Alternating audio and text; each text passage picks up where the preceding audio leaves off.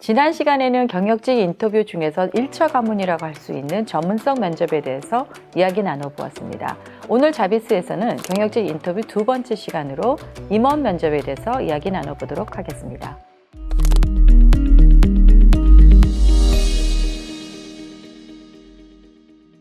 사실상 임원 면접은 최종 결정권자의 면접인 만큼 인터뷰 전략과 준비가 필요합니다. 지난 시간에 이어서 오늘도 커리어케어 최진아 상무님 나와 계십니다. 안녕하세요, 상무님. 네, 커리어케어 제조 부문의 최진아입니다. 임원 면접은 최종 면접이기도 하고 전문성 면접하고는 조금 더 차원이 다른 면접이지 않습니까? 중점적으로 보는 부분은 어떤 부분일까요? 한마디로 임원 면접은 결국 인성 면접이라고 할 수 있습니다. 처음 문 열고 면접장에 들어가면서부터 문 닫고 나오는 순간까지 지원자로서의 태도를 갖추고 또 회사와 직무에 대한 관심과 열의를 보여주는 것이 가장 중요한데요. 일례로 제가 예전에 경험했던 후보자 중에서 다소 사회성이 좀 부족했던 분이 계셨어요. 그런데 이분이 모 중견기업 대표이사 면접에서 눈도 제대로 못 마주치고 또 인사도 제대로 안 했다는 이유로 탈락했던 적이 있습니다.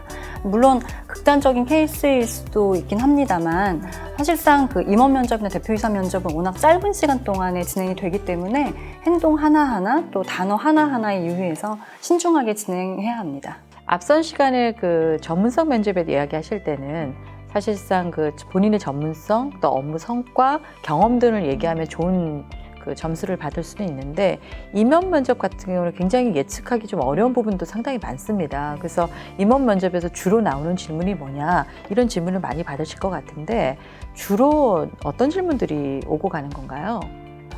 아마도 조직 적합도에 대한 질문이 가장 많이 나오는 것 같아요.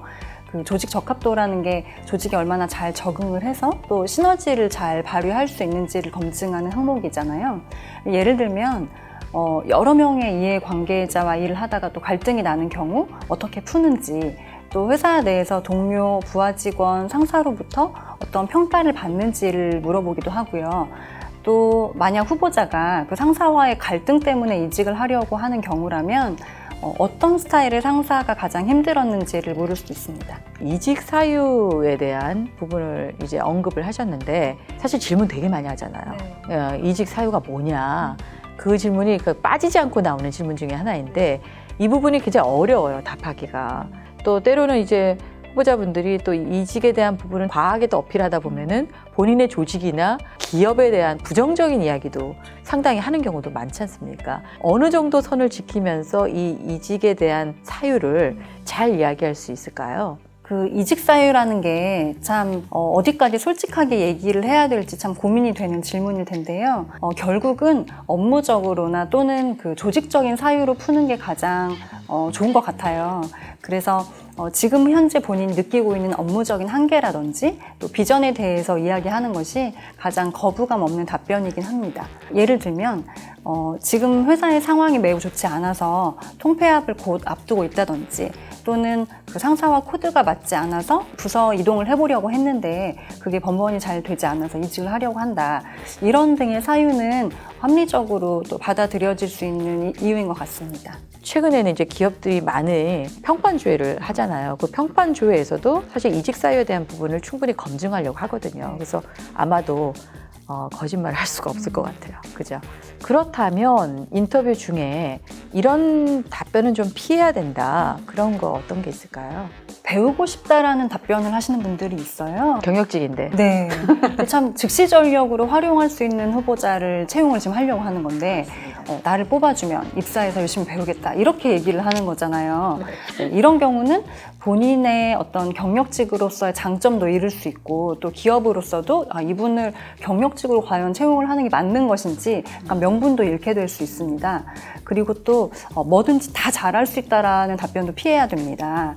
특히 경력이 긴 차부장급이나 또 임원급 지원자의 경우 여러 부서들을 좀 거치면서 경력을 쌓다 보니까 난 다 잘할 수 있다 이렇게 자신 있게 답변하시는 분들이 많아요. 그런데 오히려 그렇게보다는 본인이 지원하는 포지션에 맞추어서 핵심 역량을 부각시키는 것이 좋은 면접 전략이라고 하겠습니다. 추가적으로 그 임원 면접에서 이것은 좀 주의했으면 좋겠다 이런 부분이 있으시다면은. 면접에 임하는 태도를 좀 다시 한번 강조를 하고 싶어요.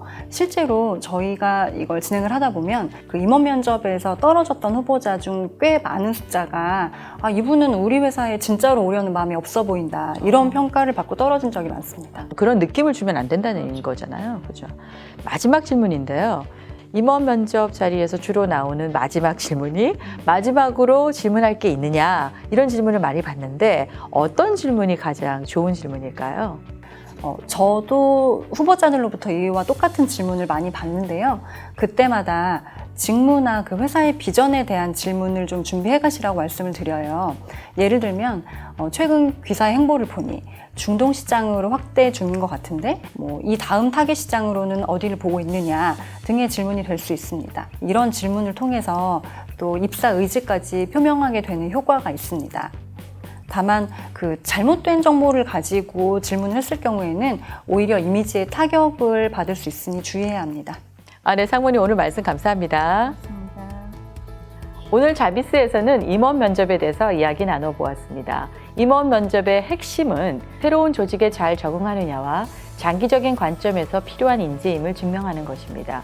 무엇보다 중요한 것은 지원하는 기업에 대한 관심과 열정을 보여주는 것이라고 합니다. 이런 부분을 전략적으로 잘 준비하신다면 좋은 결과가 있을 것이라고 생각됩니다. 오늘 자비스는 여기까지입니다. 감사합니다.